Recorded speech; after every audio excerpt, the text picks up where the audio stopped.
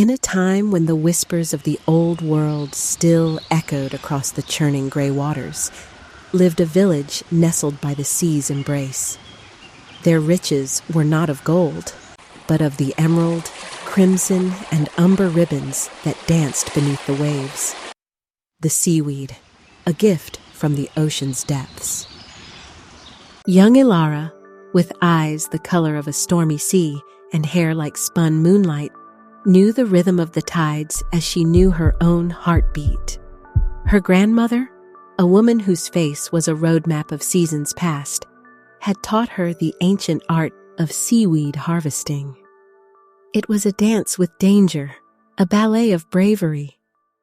Before the sun dared to paint the sky with its fiery kiss, Alara and the women of the village would venture out.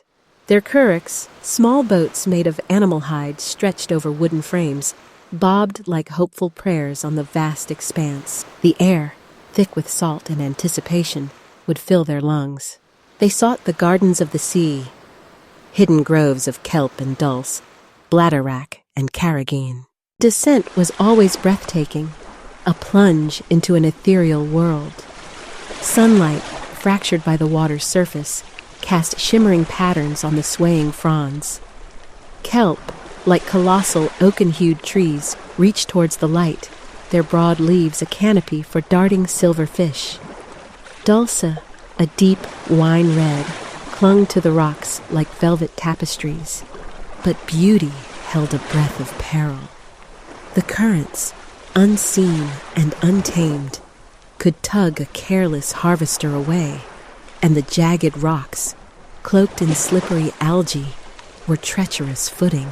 Alara, with a sickle honed sharp by generations of use, moved with a grace born of necessity. She would hold her breath, the silence of the underwater world broken only by the thrumming of her own pulse, as she carefully sliced the precious seaweed, leaving enough for the gardens to replenish. The cold would seep into her bones, a constant reminder of the ocean's formidable power. One particularly fierce autumn, storms raged for weeks, churning the sea into a furious beast. The village's stores dwindled. The seaweed, their lifeblood, was out of reach. Despair, a chilling fog, began to settle. Alara watched the hunger in the children's eyes, the worry etched on her grandmother's face. When the storm finally broke, leaving behind a bruised and battered coastline, Alara knew what she must do. The usual harvesting grounds were ravaged, stripped bare. But her grandmother had spoken of a hidden cove, protected by a treacherous headland, where the rarest seaweeds grew, untouched. It guards its treasures most fiercely, the old woman had warned, her voice a low rumble. Under a sky the color of a pearl, Alara set out alone. The sea, though calmer, still heaved with a restless energy. As she rounded the headland, waves crashed against the cliffs, their roars echoing like ancient warnings. The cove, when she finally reached it, was a marvel. Here, the seaweed grew in abundance, vibrant and lush, a testament to nature's resilience. But the return was a battle. The tide turned, its pull a monstrous hand trying to drag her curragh onto the razor-sharp rocks. Spray lashed her face, stinging her eyes. Her arms ached, her muscles screamed, but the image of her village, of the waiting faces, fueled her resolve. She fought the sea, her small boat a defiant speck against the vast, indifferent ocean. As dusk painted the horizon in hues of violet and rose, Alara, exhausted but triumphant, guided her laden curragh back to the shore. The villagers, drawn by an unspoken hope, were waiting.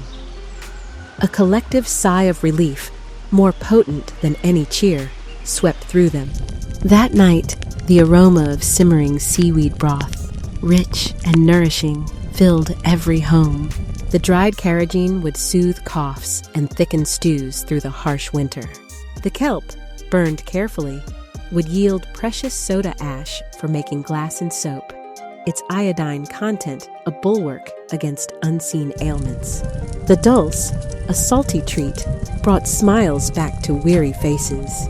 Alara, wrapped in a warm blanket by the fire, watched the flames dance. The sea had tested her, but it had also provided.